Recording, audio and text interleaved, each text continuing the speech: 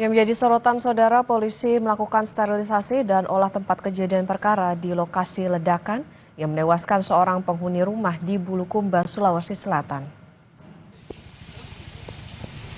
Tim Gegana Polda Sulsel bersama anggota Polres Bulukumba melakukan sterilisasi sekaligus melakukan olah tempat kejadian perkara di lokasi ledakan di Desa Lolisang, Bulukumba, Sulawesi Selatan.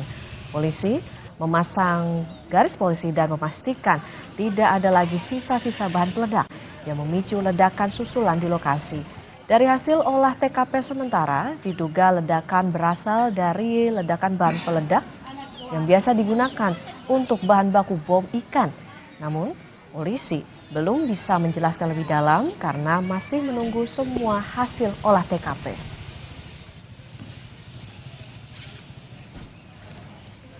Akan sterilisasi dan sudah dipastikan di seputaran TKP tidak ada lagi potensi ledakan susulan yang bisa terjadi.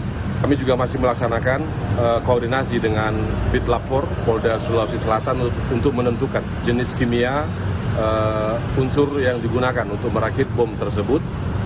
Saat ini masih dilaksanakan olah TKP dari Satreskrim dan juga tim Satgegana dan Bitlab 4 Polda Sulawesi Selatan.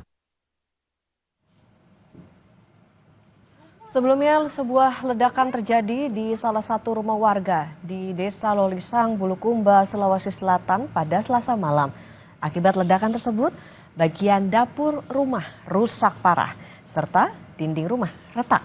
Seorang penghuni rumah juga tewas akibat ledakan ini.